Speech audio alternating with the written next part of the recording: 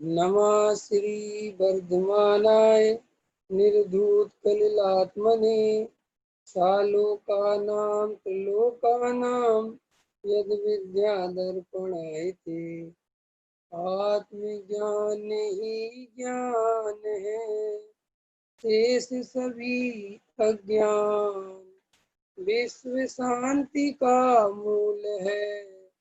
वीतराग विज्ञान वीतराग विज्ञान तीन लोक में सार।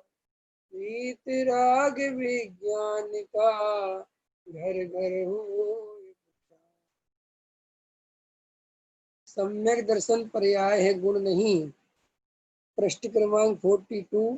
इस पर हमारी चर्चा चल रही थी। देखो क्या कहते हैं, पंचम काल के मुनिराज ने यह बात कही है और पंचम काल के जीवों के लिए मोह क्षय का उपाय इसमें बताया है। सभी जीवों के लिए एक ही उपाय है, पंचम काल के जीवों के लिए कोई दूसरा उपाय नहीं है,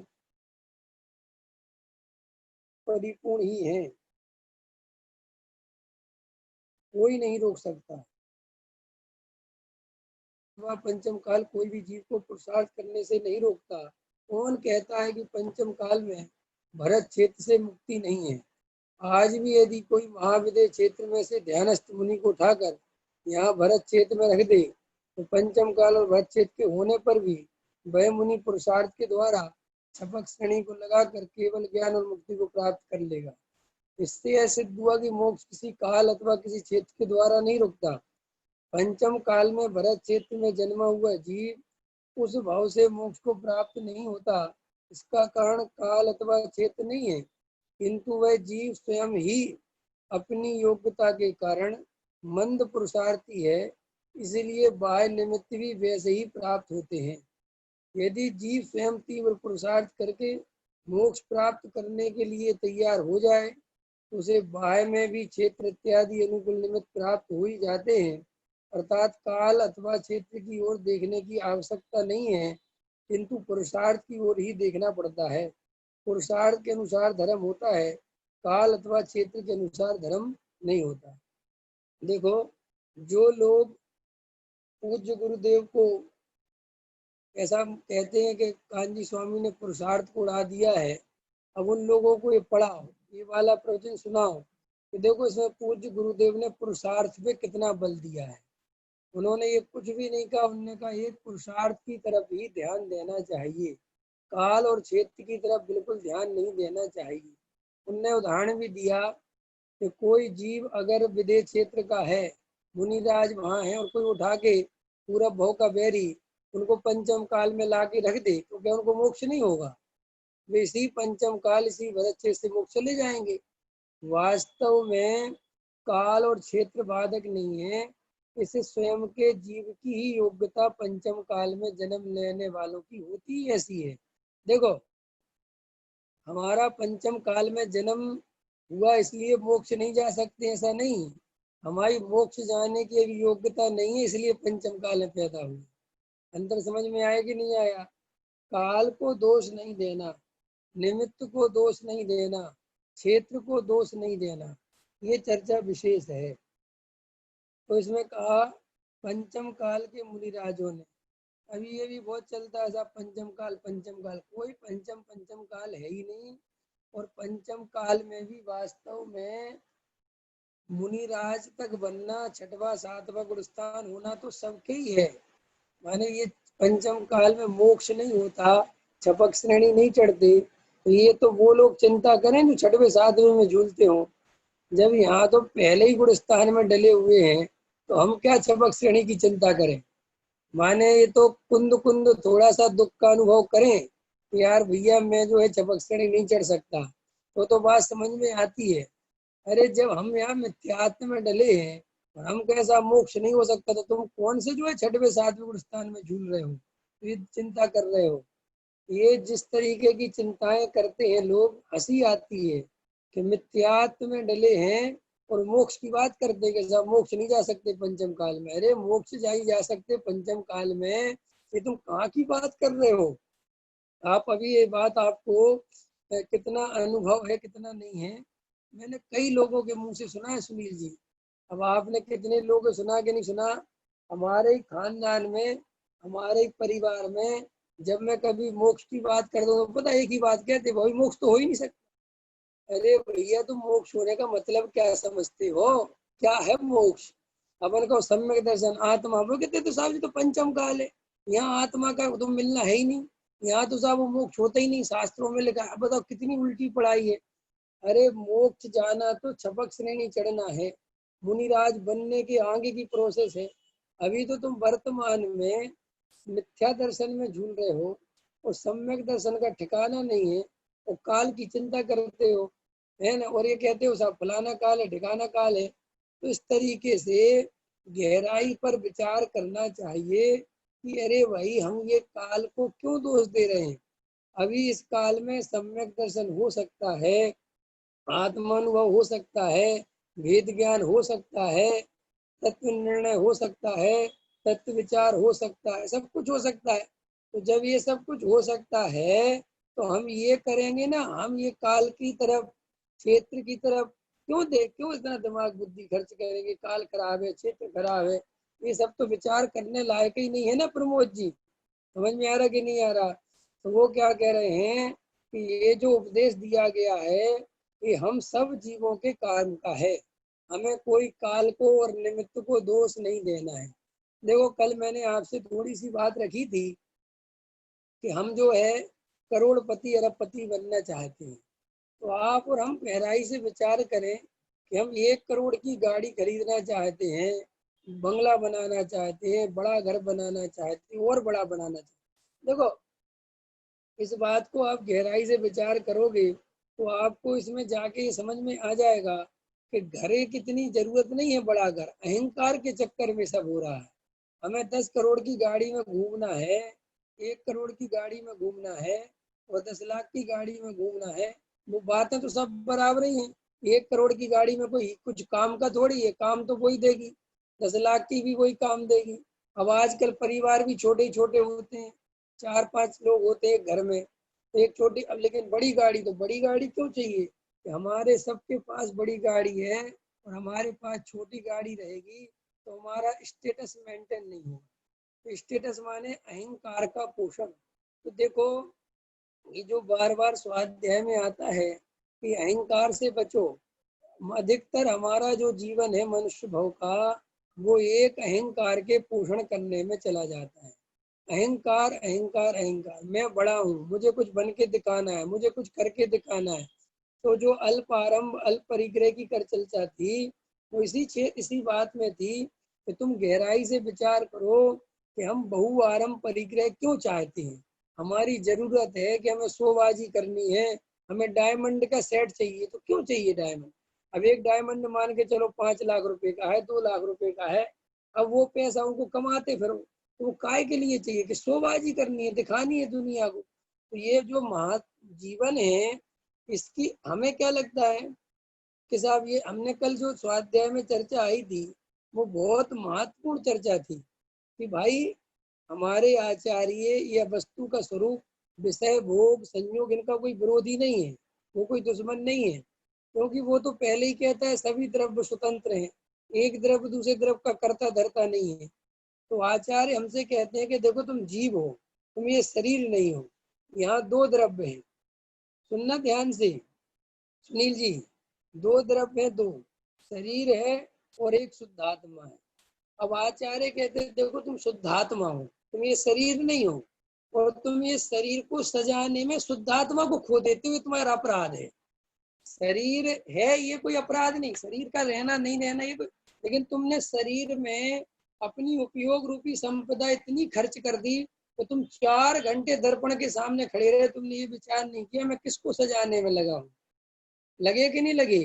तो आचार्य कहते हमें तुम्हारे दर्पण से कोई लेना देना नहीं है, हमें तो जो तुम्हारा टाइम बर्बाद होता है हमें इसकी चिंता है, क्योंकि इसी टाइम का उपयोग करके तुम इस भव में शुद्धात्मा का अनुभव कर सकते हो।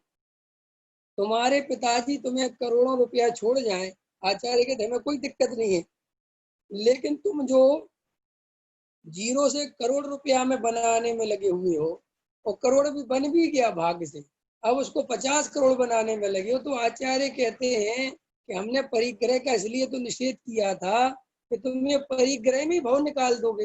ये जो कीमतदार भव है, ये जो मनुष्य भव है, जो तत्व सुनने मिला है, ये तुम इसी काम में निकाल दोगे।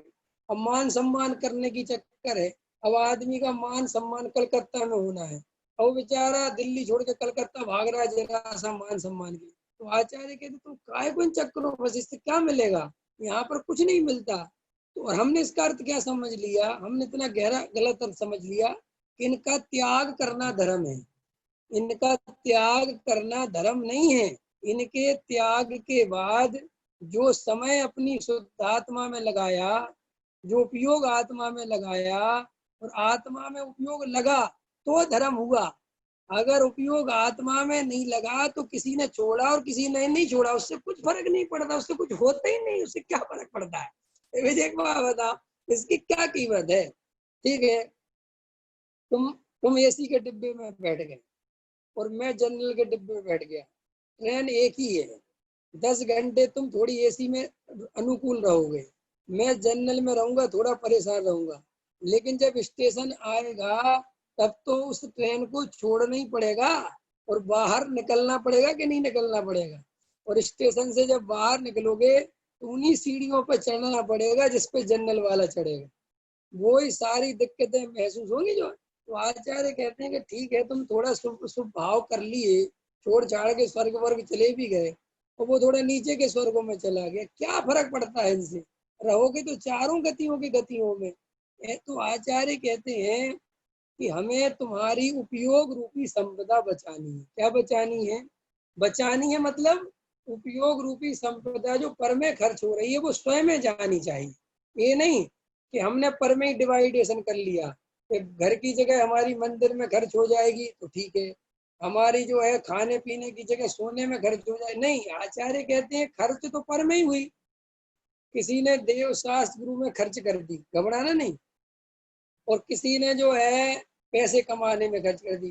तो आचार्य कहते हैं हमने तुम्हारी उपयोग रूपी संपदा कहीं नहीं बची। तो क्या कहना, हम तो मंदिर में खड़े रहे, हम तो मंदिर में लगे रहे। आचार्य कहते हैं इसकी कोई कीमत नहीं है। तो एक तो हम सबको ये भ्रम हमेशा तोड़ देना चाहिए कि हमारी उपयोग रूपी संपदा अगर शुद्ध आत्मा की ओर नहीं जा रही है तो वो बर्बाद हो रही है। अब आपको उन चीजों को खोजना है कि हमारी बर्बाद किन किन चीजों में हो रही है। तत्व विचार पता है आपको कैसे होता है कि आपने 4 घंटे सजने संवरने में खर्च कर दिए। तो आचार्य कहते बताओ 4 घंटे तुमने सजने संवरने में खर्च करे, अब ये बताओ वो कितनी देर तक टिका रहा वो सजना संवरना, कितनी देर रहा? क्षण भर में। तो आचार्य कहते तुमने एक क्षण के सुख के लिए 4 घंटे मिटा दिए। और हम तुम्हें एक ऐसा उपाय बता रहे हैं कि यहाँ क्षण भर लगाओगे तो अनंत सुख मिलेगा। क्या कहा? देखो ऐसा समझ लो, इंद्रिय सुख कैसा है, मन भर लगाओ तो कण भर मिलता है, समझ में आई ना।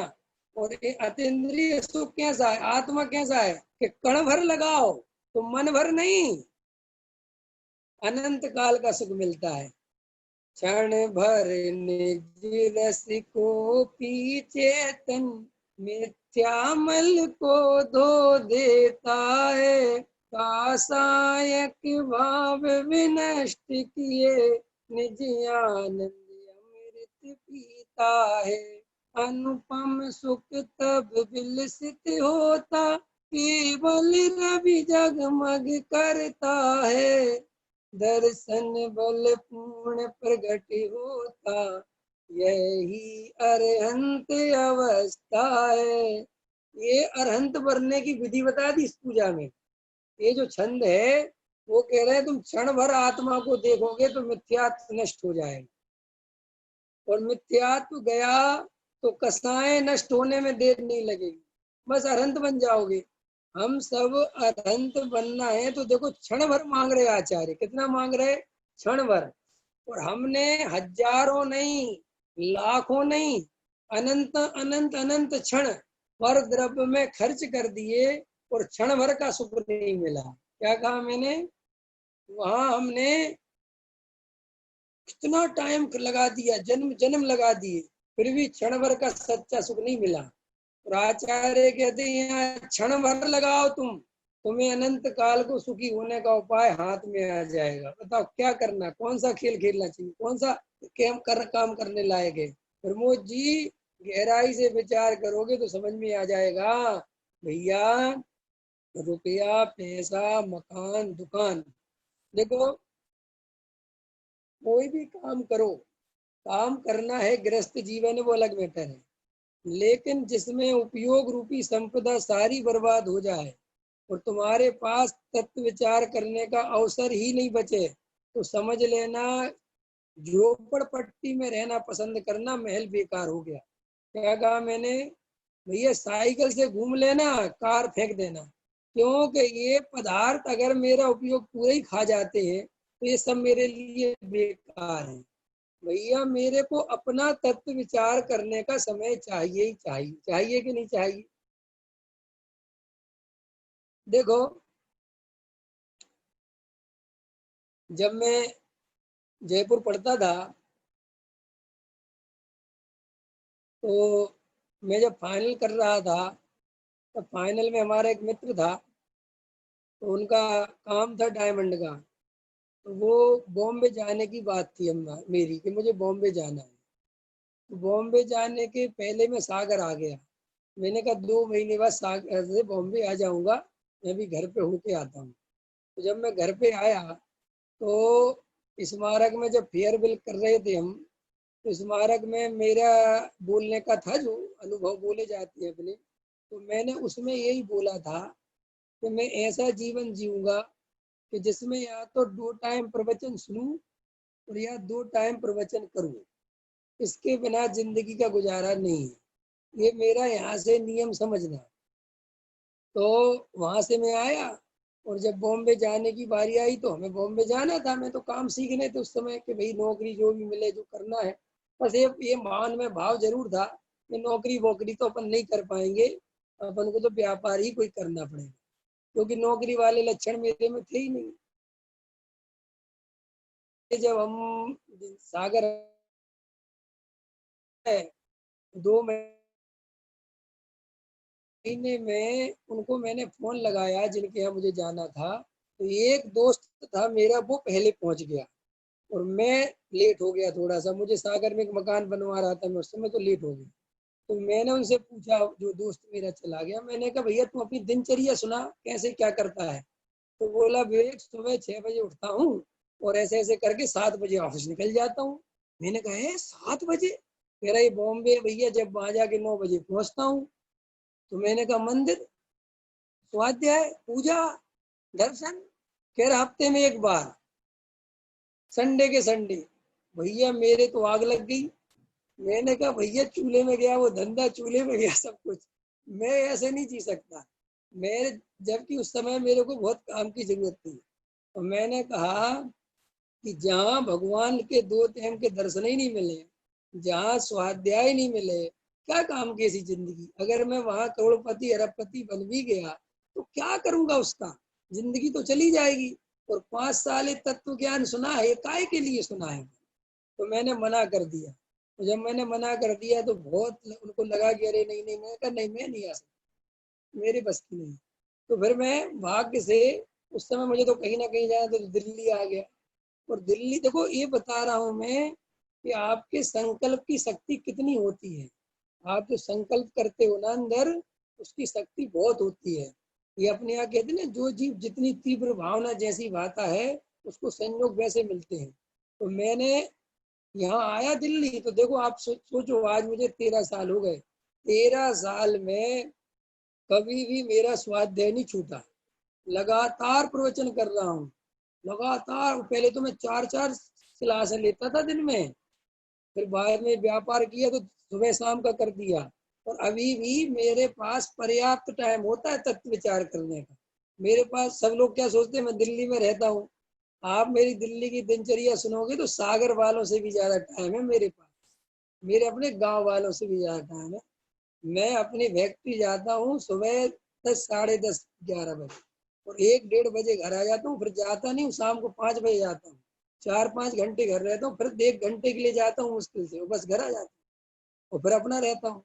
तो हम तो ये कह रहे हैं आपसे कि ये अगर शहर हो, बड़ा शहर हो, छोटा शहर हो, कुछ भी हो, और दिल्ली में काम इतने हैं, इतने लोग बताते हैं ये काम करो, ये काम करो, लेकिन मैं कहता हूँ मेरी एक ही शर्त है, काम कितने ही करो, तत्व नहीं छूटना चाहिए, स्वाध्याय नहीं छूटना चाहिए। अगर स्वाध्याय छूट गया तो उस काम में आग लगा दो, वो कोई काम का नहीं है, चाहे उसमें करोड़ों रुपए बचते हो। जिस मान कसाय के चक्कर में तत्व विचार छूट जाए, वो मान कसाय को आग लगा दो, कोई काम की नहीं है वे सब। तो देखो भैया, कसाय भी हमारे अंदर है, तो उसको भी बहुत मर्यादा में रह के पूरा करो। मर्यादा में पूरा करने जाओगे बहुत खत्म हो जाएगा, क्योंकि दुर्लभ भाव है ना। तुमने सोचा नहीं मुझे तो साहब करोड़पति अरबपति बनना ही है, मुझे तो कुछ करना ही है। अरे भैया, तुमने ना रात देखा ना दिन देखा, तो तत्व विचार छोड़ दिया, तो ये बुढ़ापा आ जाएगा, उम्र खत्म हो जाएगी, खत्म, ये भाव चला गया। क्यों? ये तत्व ज्ञान जवानी में ग्रहण करने का है, बुढ़ापे में कुछ काम नहीं आता। कई लोग ऐसा सोचते हैं कि धर्म तो बुढ़ापे में करेंगे, स्वाध्याय बुढ़ापे में सुन लेंगे। भैया कुछ नहीं, बुढ़ापे में तुम सोच नहीं सकते, तुम्हारी ऐसी ऐसी कसाएं तुम्हें दिखाई देंगी कि तुम कहोगे कि ये जवानी में तो हमने कभी कसाए देखी नहीं है, बुढ़ापे में इतनी कसाए कहाँ से आ गई। आपको पता नहीं चलेगा, जब आपका बुढ़ापा आएगा तब अपन को पता ही तो समझ में आता विवेक जी ये बात है। 48 ईयर्स ओल्ड, अब आप 38, 28, 18, आप याद करो इस समय क्या सोचते थे। 18 में 28 के बारे में क्या सोचते थे, 28 के बारे में 38 के बारे में क्या सोचते थे, और 38 में 48 के, और अब सोचते होगे 58। भाई पता ही नहीं चलता जीव को, पर्याय में तन्मय होते चले जाते हैं। अभी लगता है अपन को कि बस अपन थोड़ा और करेंगे फिर विकल्प शांत कर देंगे, फिर नहीं जाए झगड़ों में पड़ेंगे। ऐसा है ही नहीं, स्वरूप वस्तु ऐसी है ही नहीं भाई। विकल्प तो निर्विकल्प आत्मा के आश्रय से शांत होते हैं। विकल्पों को शांत करने के लिए जो विकल्प करता है, विकल्प शांत नहीं होते। नहीं समझ में आया? कीचड़ धोने के लिए कीचड़ और लपेट लें तो कीचड़ धुल जाएगा है, कीचड़ को धोने के लिए और कीचड़ लपेट लें क्या? ऐसे ही हम सब क्या सोचते हैं कि साहब विकल्पों को शांत करो, विकल्पों को शांत करो, साहब विकल्पों को शांत करो। तो आप क्या सोचते विकल्प शांत हो जाएंगे? ऐसा आपके विचार करने से विकल्प शांत हो जाए? हम बस अपन 55 साल के और बस थोड़ी सी अपन लड़की बच्चे के ब्याह कर दें बस। तुम क्या सोचते हो? तुम्हारे जैसे यहाँ 1760 चले गए सोचने वाले, वे भी यही कहते थे हम अपने बच्चों की शादी कर दें बस बस। पंडित जी फिर तो आपकी शरण में। अब वो तो भगवान ही जाने पंडित जी तुम्हारी शरण में है कि तुम उनकी शरण में हो, ये तो बात की बात है। लेकिन गहराई से विचार करो तो आपको पता चलता है कि वास्तव में ये भव कैसे बर्बाद होता है। हर जन्मों जन्मों की कहानी है, एक जन्म की नहीं है। और देखो, हमें तुम्हें पिछले जन्मों का याद कराने का कुछ जरूरत ही नहीं पड़ती, क्योंकि तुम इसी जन्म का अपना जो है बायोडाटा चेक करोगे तो ख्याल में आएगा कि भैया हम कर क्या रहे हैं अभी तक। ये तत्व तो हमने 20 साल पहले से सुन लिया था, 10 साल पहले सुन लिया था, लेकिन हमने उपयोग रूपी संपदा को बिल्कुल भी तत्व विचार में नहीं लगाया। अभी भी हमारे जीवन में स्वाध्याय सुन लेते हैं, विशेष तत्व विचार नहीं करते। और दूसरी बात सुनो, जरूरत से ज्यादा काम करोगे तो जरूरत से ज्यादा फिर थकोगे। क्या कहा मैंने? जब जरूरत से ज्यादा काम करोगे तो जरूरत से ज्यादा थकोगे, और थकोगे तो क्या होगा कि 9 बजे नींद आने लगेगी। पंडित जी कहेंगे 9 बजे हम प्रवचन करेंगे, तुम कहोगे सुन तो रहे लेकिन नींद झपकी सी आती है। झपकी क्यों आई? कि दिन देखो, बहुत अच्छा समझ लेना, स्वाध्याय में नींद आने का मतलब समझते हो कि तुमने बहुत दिन भर अव्यवस्थित जीवन जिया है।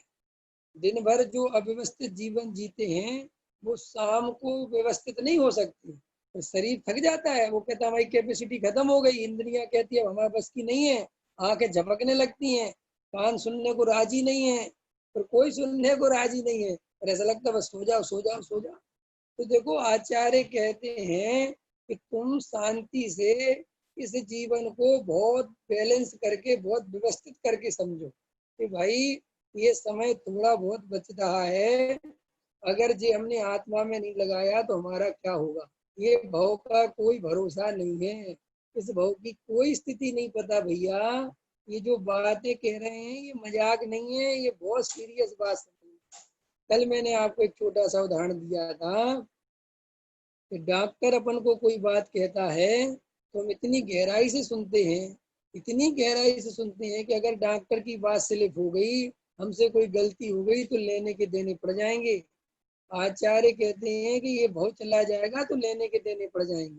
तुम्हें पता नहीं कितनी कीमतदार बात चल रही है, इसकी दुर्लभता बहुत समझना। ये पूज्य गुरुदेव श्री जैसे महान जीवों का उपकार है अपने ऊपर, ये तत्व ज्ञान अपन को परोस के चले गए।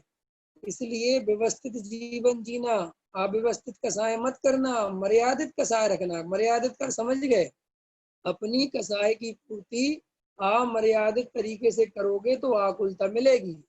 मर्यादित का अर्थ है अपनी जरूरत के हिसाब से देखो, मेरी जरूरत कितनी है, और बहुत गहराई से विचार करो कितनी मेरी जरूरत है, और इतना समय मेरा, इतना जो आयु बची है इतने में बहुत अच्छे से निकल जाएगी, कोई दिक्कत नहीं है। और अपने बच्चों की भी चिंता लिमिटेड में करो, मर्यादा में रह के करो। उनका पुण्य का उदय वे अपना साथ में लेके चल रहे हैं, चल रहे हैं कि नहीं चल रहे विवेक जी? हर बाप को ये विश्वास नहीं होता कि वे अपना पुण्य साथ में लेके चल, हर बाप ये सोचता है कि मैं ज्यादा से ज्यादा करके जाऊंगा अपनी औलाद। लेकिन मैं हमेशा इसके लिए कहता हूँ, तुम कितने ही ज्यादा से ज्यादा कर जाना, तुम्हारे बेटे के लिए वो सबसे कम ही होगा। क्या कहा मैंने? तुम्हारे बेटे के लिए, हमारे बेटे के लिए वो कम ही होगा। तुम अपनी अपने उसमें सोचोगे तो मैंने तो बहुत कर दिया यार, मेरे पास 1 रुपया नहीं था, आज मैंने करोड़ों रुपए कर दिए। वो पता क्या कहेगा जब अपन बुजुर्ग हो जाएंगे? वो कहेगा तुम्हारे करने से कुछ नहीं हो, क्या जोड़ा है तुमने, करोड़ों रुपए की क्या वैल्यू है, क्या समझते हो, तुम्हारे बराबरी के लोगों ने क्या से क्या कर लिया। तब तुम्हें लगेगा कि मैंने स्वाध्याय छोड़ा, तत्व विचार छोड़ा, वेद विज्ञान छोड़ा, जबकि मुझे तो पता था कि नहीं, ये सब बातें पता थी कि नहीं, और मैंने छोड़ दिया। मैं इतनी संकल्प नहीं कर पाया कि नहीं नहीं मुझे नहीं चाहिए, और अब मुझे सुनने क्या मिल रहा है कि तुमने क्या किया, क्या कर दिया, क्या रख दिया। तब तुम्हें बहुत तकलीफ होगी, बहुत कष्ट होगा। भैया गहराई से विचार करना, इन बातों को हल्के में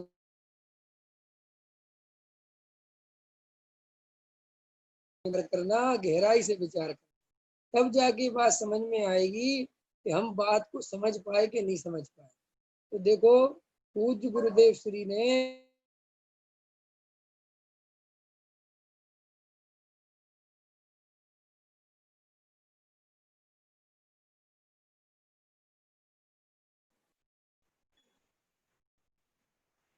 जो पूज्य गुरुदेव श्री ने ये जो हमें तत्व ज्ञान दिया है सुनीता जी, इसकी गहराई से विचार, कल के लिए मत छोड़ो तत्व विचार कि कल करेंगे, अभी थोड़ा समय काम निपटा दें। काम कभी खत्म नहीं होते, यहाँ खत्म होते ही नहीं काम।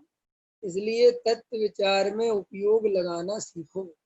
ये तत्व विचार ही कार्यकारी है, और कोई दूसरा काम कार्यकारी नहीं है।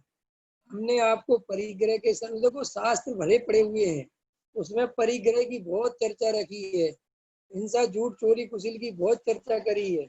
वो सब आप देख लो, समझ लो, उसमें कोई बुराई नहीं। लेकिन भैया आचार्य जो हमसे कहना चाहते हैं ना, वो ये कह रहे हैं कि जो तुम्हें ये संगी पंचेंद्री पना मिला है, जो तत्व विचार करने की क्षमता मिली है, इसका उपयोग वेद ज्ञान में कर लो। ख्याल में है ना? क्योंकि अगर आप बहुत ज्यादा, देखो मेरा तो एक ही नियम है, जहाँ तत्व विचार नहीं वहां जीवन नहीं, ये समझ लेना, वो जीवन खो दिया। बहुत देखो, भरत जी इसलिए प्रशंसनीय हैं कि भरत जी 6 खंड के बीच में भी तत्व विचार नहीं छोड़ रहे। तब तो सम्यक दृष्टि है ना। बाहुबली हो, भरत जी हो, कोई भी, जो भी जिसको भी आपको लेना है, इतना सब कुछ स्थिति हो, या चाहे अपन दुख भरी कहानी ले लो, सीता का ले लो, है ना, रामचंद्र जी का जीवन ले लो, राज्य से निकाल दिया, ये सब अपन ले सकते हैं उनका जीवन। फिर भी देखो उनने तत्व विचार नहीं छोड़ा, न अनुकूलताओं में तत्व विचार छोड़ा, न प्रतिकूलताओं में तत्व विचार छोड़ा। और अनुकूलता और प्रतिकूलता दोनों ही बनी रही, लेकिन तत्व विचार नहीं छोड़ा। प्रमोद जी समझ में आ रहा है कि नहीं? है प्रमोद जी? ख्याल में आ रही बात। तो तत्व विचार नहीं छोड़ा, ये है कीमत की बात। और हमारे साथ क्या है, हमारा पुण्य का उदय ज्यादा चले तो हम तत्व विचार नहीं कर पाते, क्योंकि पंचम काल के जीवों का पुण्य का उदय बड़ा खोटा है। यहाँ ज्यादा पुण्य का उदय तभी आता है तुम जब ज्यादा लगो, यहाँ बिना लगे नहीं आता। क्या कहा मैंने, इस पंचम काल की बड़ी दुविधा है, इस पंचम काल की बड़ी स्थिति खराब है। नहीं समझ में आया है, नहीं समझ में आ रही बात। पंचम काल में वो वाला पुण्य नहीं है भरत जी वाला, पंचम काल का पुण्य है कि तुम्हें अगर करोड़पति बनने का उदय है तो उसमें लगना भी पड़ेगा, पूरा उपयोग फंसाना पड़ेगा, रात दिन सब लगाना पड़ेगा। तो आचार्य कहते हैं कि तुम इसकी गहराई से विचार करो कि भैया जो वस्तु का स्वरूप है, जो तत्व ज्ञान है, वो कहीं हम इसमें ना खो दें। तो ये काल देखो एक एक चर्चा करने लायक है, एक एक बात समझने लायक है। कुछ आप लोगों के फोटो रुक रहे हैं आज, क्यों रुक रहे हैं समझ में नहीं आ रहा। बहुत सारे लोगों के आज कैमरे चली में। अनुरंजन जी आवाज आ रही, हाँ कुछ लोग, दिनेश जी आवाज आ रही है, चलो। कुछ लोगों के कैमरे चल रहे हैं, कुछ लोगों के खुद चल नहीं चल रहे हैं। महेश जी आवाज आ रही है, बराबर। चलिए तो देखो क्या कहते हैं, भरत चेत अथवा पंचम काल कोई भी जीव को पुरुषार्थ करने से नहीं रोकता।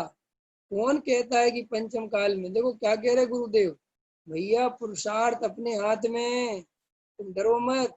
ये जो तत्व विचार तत्व ज्ञान की बात आ गई है, अब इसमें सिर्फ कमी है रुचि की, बात तो पूरी समझ में आ रही है, कोई कोई कहीं तक कोई दिक्कत नहीं है, सब समझ में आ रहा है स्वरूप।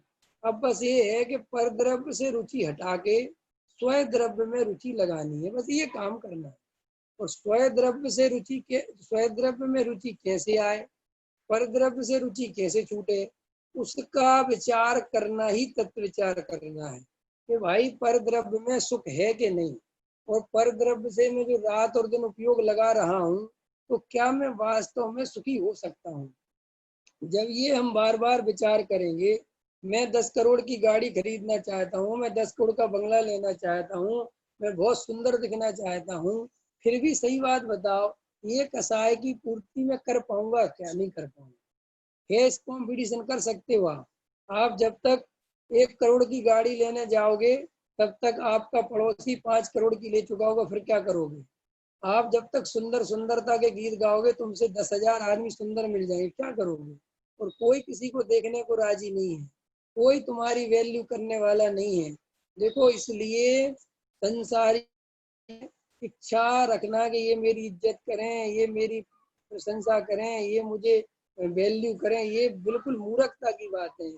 संसारी जीवों पे ज्यादा दिमाग खर्च नहीं करना चाहिए। संसार में कौन, फोटो आ गई अब, बार बार रुक जा रहा है आज, रुक रहा है, किसी का चल रहा है, किसी का रुक रहा है, किसी का चल रहा है, ऐसा हो रहा है। सुनील जी आपने वो देखे होंगे, आजकल टीवी शो आते हैं बड़े स्टंट वाले, बड़े डांसिंग शो आते हैं, गायक गाने वालों के शो आते हैं। उनमें देखो आप, बेचारे कितनी मेहनत करते हैं, कितनी ताकत लगाते हैं, पागलों की तरह, बाप रे बाप। मतलब मुझे ऐसा लगता है कि ये आदमी इस डांस के लिए कितनी प्रैक्टिस करी होगी उसने। और सुनो बेचारा पागलों की तरह लगा रहता है भाई साहब, हाथ पैर तोड़ देवे ऐसे काम करते हैं वो। और बेचारे वो वहां पे बड़ी उम्मीद के साथ जाते हैं, और वे जज 1 मिनट में रिजेक्ट कर देते हैं, वो कहते हटो, अगली बार फिर मेहनत कर गया। और वहां ऐसे लाखों आदमी जाते हैं, तो वे 2 आदमों को सिलेक्ट करते हैं, सोचो बात, इतनी मेहनत करने के बाद। और यहाँ सिद्ध भगवान हमें सिलेक्ट करने बैठे हैं। कौन सिलेक्ट करने बैठे, सिद्ध भगवान। और हम मेहनत करने को राजी नहीं, हम कुछ करने को राजी नहीं, हम कह रहे साहब पहले थोड़ा सा डायमंड जोड़ लें, पहले से पहले पैसा जोड़ लें, थोड़ा और बड़ा काम कर लें, थोड़ा और मान पा लें। सिद्ध भगवान कह रहे पागल, तुझे मैं सिलेक्ट करना चाहता हूँ, वो कह रहा है बाद में देखेंगे आपकी सिलेक्शन की पड़ी किसे, पहले जो है ये बाहर के लोग सिलेक्ट कर ले हमें। देखो भाई, बाहर के लोग सिलेक्ट करेंगे तो निगोद जाने के लिए तैयार रहो। अगर बाहर का सिलेक्शन पसंद है ना तो निगोद में ये गाड़ी रुकेगी, और अगर सिद्धों का सिलेक्शन पसंद है तो मोक्ष में गाड़ी रुकेगी। वो लोग क्या चाहते हैं, गहराई से विचार करना पड़ेगा, ये मजाक की बात नहीं है। सुनो भैया, सुन सुन के मोक्ष नहीं मिलेगा, अनुभव से मोक्ष मिलेगा। समय निकालना पड़ेगा। ये कहते रहोगे समय नहीं है, समय नहीं है, समय तो चला जाएगा है। होता है कि नहीं होता? लोग अभी कहते हैं कि साहब समय नहीं है, समय नहीं है, होता है कि नहीं होता? फिर वे जब बूढ़े हो जाते हैं तो दूसरे लोग उनसे कहते हैं समय नहीं है, शांति से बैठे रहो, अभी तुम तो खुद तो हो गए हो फ्री, कुछ काम वाम तो बचा नहीं हो, हमारा सिर खाते हो। जिनको समझ नहीं आती कि ये हो क्या रहा है, तो ये कहानी दूसरे की नहीं है, ये कहानी हमारी है। दूसरे की कभी मत सोचना, अपनी सोचना कि अभी भी नहीं जागे तो सेम बातें सुननी मिलेंगी। देखो मैं आपसे कहता हूँ, अगर तुम सच्चे तत्व ज्ञानी नहीं बने तो तुम्हारा बुढ़ापा कितना खराब कटेगा ये सोचो तुम। और तुम तत्व ज्ञानी बन गए तो निहाल जी भाई जैसे एक कमरे में बैठे रहोगे, न लड़का बोले न बहू बोले न कोई बोले, आनंद चल रहा है। वो कहते थे हमें तो 2 रोटी दे दिया करो, काम खत्म, हमें कोई लेना देना नहीं। बता, ये है आत्मा का बल। अब अगर अपन आत्मा को नहीं देखेंगे तो हम तो बैठे बैठे बहू से उम्मीद करेंगे कि वो हमसे कुछ बोल जाए, नाती पोता कुछ बोल जाए, कोई हमसे 2 बातें कर ले, और वे बेचारे अपने में मगन रहेंगे। फिर तुम्हें बहुत दुख होगा, रे रे रे कोई नहीं बोलता, ये तो पूरा भौ के बैरी हैं, हमने तो काय को पैदा करे थे, मर गए, अब ये तो दुख होना ही होना है। इसलिए श्री गुरु कहते हैं कि आत्मज्ञान से अपने स्वरूप को पहचानो। भैया अगर शुद्धात्मा का अनुभव नहीं किया, याद रखना अनंत दुख तो चल ही रहे हैं, लेकिन अभी भी भ्रम से। जैसे देखो वो संसार बिंदु का चित्र है ना, एक शहद की बूंद गिरती है और वो उससे भ्रम से अपने को सुखी समझता है। वो सारी वो पढ़े होंगे, देखे होंगे सब आपने, वो मुझे ज्यादा बोलना नहीं। तो आचार्य कहते हैं कि ऐसे ही तुम्हारी हालत है, जरा सा पत्नी अनुकूल हो जाती है तो तुम्हें सुख लगने लगता है, जरा से बच्चे अनुकूल होते तुम कहते सब सही हो गया, सब सही हुआ। सब सही नहीं हुआ है, सही कुछ नहीं हुआ है। अपन ऐसा देखते कि नहीं, आज पत्नी अनुकूल लगती है और कल फिर वापस लड़ाई हो जाने लगती है। तो आज किसी से अपन कह रहे कि यार हम बहुत परेशान है, फिर कल कह रहे नहीं साहब जीवन बहुत अच्छा चल रहा है। तो आचार्य कहते हैं ये क्षण क्षण की कसायों में तुम मर जाओगे, भव खत्म कर लोगे, तो फिर हम करें क्या? तो आचार्य कहते भेद ज्ञान करो, तत्व ज्ञान करो, वस्तु का विचार करो, तत्व विचार करो, एकांत में बैठ के विचार करो कि मैं जिन संयोगों के लिए इतना उपयोग बर्बाद कर रहा हूँ, मुझे उससे क्या मिलेगा। और मेरी छोड़ो, अभी तक जिनने उतना उपयोग लगाया उनको क्या मिला, चाहे वो मेरे माँ बाप हो, चाहे किसी और के माँ बाप हो, चाहे कुछ भी हो, उनको देख के विचार करो कि इनको क्या मिल गया। मिल गया कुछ? आपको पता है पंचम काल का पुण्य ढंग का पुण्य नहीं है, ये बहुत खोटा पुण्य है पंचम काल। मोदी प्राइम मिनिस्टर है देश का, लेकिन उसे एक दिन भी शांति से नींद नहीं आती, क्योंकि पंचम काल का पुण्य कमजोर है। यहाँ ऐसा पुण्य नहीं है कि तुम शांति सो सको। मुकेश अंबानी को नींद नहीं आती, अमिताभ बच्चन को नींद नहीं आती, किसी को नींद नहीं आती, सब गोलियां खा के सोते। क्यों? इतनी चिंता लगती है, पद चला जाएगा, अब मेरी कोई फिल्में नहीं देगा तो मेरा क्या होगा, लोग मुझे नहीं पूछेंगे तो मेरा क्या होगा, और मेरे को जो है अगर कोई दूसरी कंपनी ने कब्जा जमा लिया, मेरे शेयर गिर गए तो मेरा क्या होगा। भैया वैसा पुण्य नहीं है जैसा हमने पुण्य पड़ा हुआ है, समझ गए? ये पंचम काल में तो कोई अरबपति भी बन जाए तो निराकुलता से नहीं रह सकता, ये पंचम काल का पुण्य है। इसलिए तुम पंचम काल के पुण्य की तो 2 कौड़ी की वैल्यू नहीं है। मैं तो थोड़ा पुण्य पुण्य पता है कौन सा पसंद करता हूँ विवेक जी, भोग भूमि वाला, भरत जी वाला, बढ़िया आदिनाथ वाला, ये कुछ पुण्य पुण्य ढंग का है, इसको भोगने मिले तो थोड़ी बात जमे भी। ये सड़े सड़ाए गले गलाए पुण्य, रोटी जब तक आती है तब तक पेट में दर्द हो जाता है, जब तक पेट का दर्द ठीक होता है तब तक रोटी ठंडी हो जाती है, पत्नी कहती द्वारा बनेगी नहीं, खाना हो तो खाओ ना, निकल लो यहाँ से। ये तो हमारे पुण्य के उदय हैं, और हम इसके लिए मरे जा रहे पागलों की तरह। बच्चे अभी से बोलने लगे चुप रहा करो, फालतू बोल रहे हो तुम, ये तो हमारे पुण्य के उदय। क्या हम इस पुण्य के उदय की बात करें, क्या विचार करें, क्या दिमाग लगाएं, इस पे क्या घमंड करें, क्या अपने को बड़ा समझे, कुछ है इसमें दम? गहराई से तो विचार करो यार। हम क्या झूठन की झूठन नहीं, ये झूठन फूटन तो बहुत शब्द छोटा है मेरी नजर में। ये तो भिखारियों के झोपड़े में जो जूठन बच जाए उससे भी गया गुजरा है, ऐसा समझ। जिसपे हम अहंकार करने की सोच रहे हैं। क्या करने की सोच रहे हैं? अहंकार। तो देखो भैया, गहराई से ये विचार करना, ये अहंकार में पागल नहीं बनना। कुछ नहीं रखा यहाँ, कोई हमें महान मानने वाला नहीं है। ये अलग बात है कि हम रात दिन मेहनत कर रहे हैं इसी काम में, तो लोग हमें सज्जन माने, हमें अच्छा माने, हमें धर्मात्मा माने, हमें पैसे वाला भी माने और हमें सज्जन भी माने। नहीं नहीं है, बोलो है अलका जी? देखो अपन कितने खतरनाक है। अपन को धर्मात्मा भी दिखना है, पैसे वाला भी दिखना है। नहीं दिखना? दोनों चीजें एक साथ दिखनी कि नहीं दिखनी? अपन को बढ़िया से बढ़िया सुंदर भी दिखना है और बढ़िया से बढ़िया जो है लोगों को वो दिखाना भी है कि हमें तो सुंदरता कुछ भी नहीं है। हम तो सारी कसायों को एक साथ पूरा करने में लगे हुए हैं और कहते हैं कि भाव पूरा हो जाएगा, हमें आत्मा मिल जाएगा। कैसे आत्मा मिल जाएगा? तुम गहराई से तो विचार करो। एक कसाय के चक्कर में दूसरी कसाय, दूसरी कसाय, तीसरी चक्कर, शांति तो लेने की फुर्सत ही नहीं है। फुर्सत है कि नहीं है? बोलो। अभी अपन स्वाध्याय सुन रहे हैं, सुन रहे कि नहीं सुन रहे?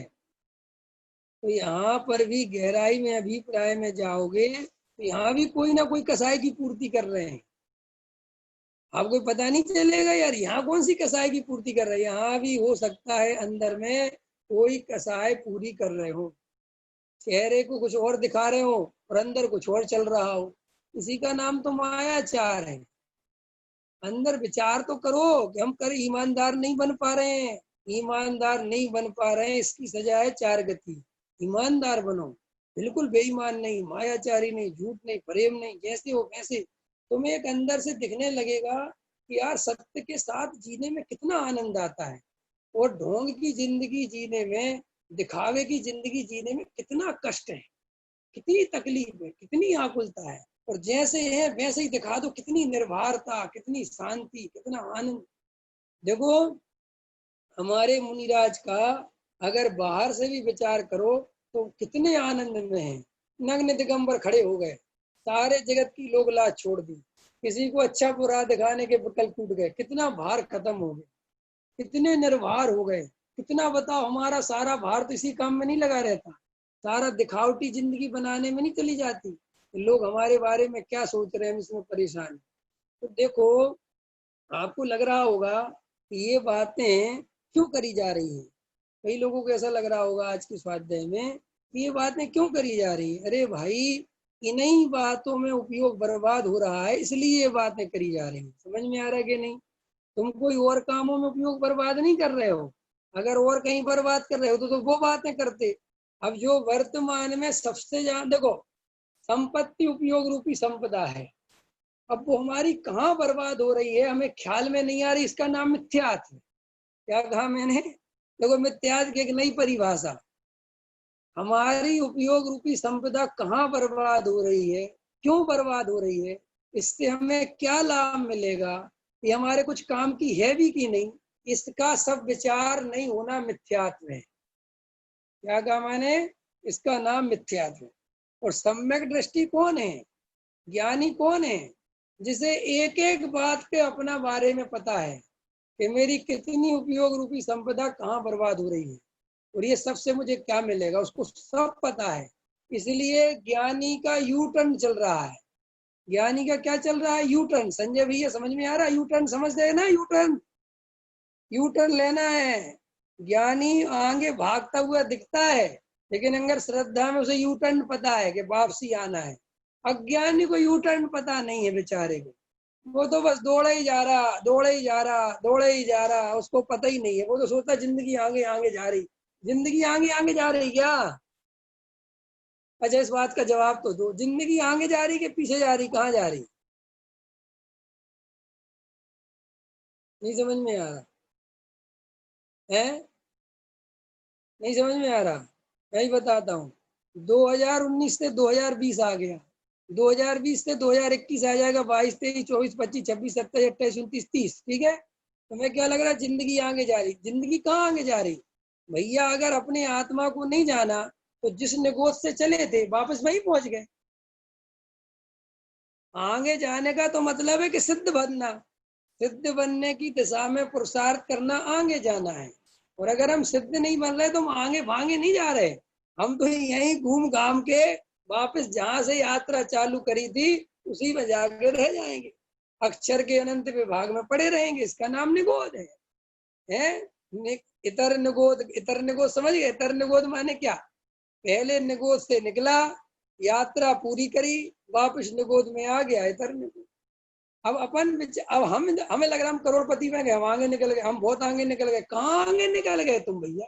करोड़ों रुपया, अरबों रुपया, ये सब ये तो तुम छोड़ छोड़ के निकल जाओगे, और इनसे तुम्हारे आगे निकलने का कोई संबंध ही नहीं है। ये तो परद्रव्य है, इससे जीव का क्या लेना देना है? वर्तमान में कोई लेना देना नहीं है कोई लेना देना?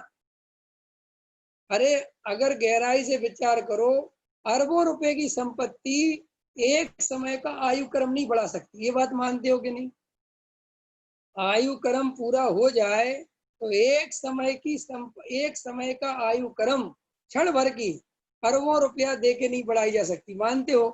तो फिर भैया अरबों रुपया का मेरे से कहाँ संबंध बैठ रहा है? वो मेरे तो कुछ काम आ ही नहीं रहा, कुछ हो ही नहीं रहा उससे। मतलब मैं रहना चाहता हूँ, वो कह रहा नहीं रह सकते, मैं इसमें कुछ नहीं कर सकता है। एक मैं भजन पढ़ता था पहले, वो भजन बहुत अच्छा था। उसमें बोलते थे, अभी भजन का बोल नहीं मेरे को मतलब से याद है उसका, चलो ना पुद्गल मेरे साथ, चलो ना काया मेरे साथ, मैंने तुम्हारा जीवन भर दिया साथ। कितना अच्छा था वो। क्या कह रही है आत्मा पुद्गल से, शरीर से, कि चलो ना काया मेरे साथ, मैंने तुम्हारा जीवन भर दिया साथ। तो काया क्या कहती है? किसने कहा था तुम दो मेरा साथ, यहीं तक था मेरा और तेरा साथ। बताइए जीव, ये जीव क्या उसने, इतनी अच्छा लगता है, मैं उसको सोचता हूँ। ये देखो विचार करो, ये शरीर हमसे कह ही नहीं रहा कि मुझे अपना मानो, हम जबरदस्ती से अपना मान रहे कि नहीं मान रहे? ये संयोग हमसे कह ही नहीं रहे कि तुम हम अपना मान रहे, लेकिन हम मान रहे नहीं, हमारा है, हमारा है, हमारा है। इस तरीके से हम सब इन बातों का विचार करें कि अगर समय नहीं है अथवा समय तो है लेकिन हम तत्व विचार नहीं कर रहे हैं, तो ये भव फिर चला गया। देखो दो बातें समझ लेना, जिनके पास समय नहीं है वे समय निकालें, और जिनके पास समय है वो फिर भी तत्व विचार नहीं कर रहे, तो भैया तत्व विचार करो, इधर उधर समय बर्बाद मत। कई लोग ऐसे हैं जिन पे समय बहुत है लेकिन तत्व विचार करने में मन नहीं लगता। इसलिए भैया तत्व विचार ही कार्यकारी है, और वही आत्मानुभव में संयोगी है। उसी के निमित्त से आत्मानुभूति वेद ज्ञान पकेगा। हम सब आत्मानुभूति और तत्व विचार करें, इसी मंगल भावना के साथ अभी अपनी बात पूरी करता हूँ। सहजानंदी शोध स्वरूपी अविनाशी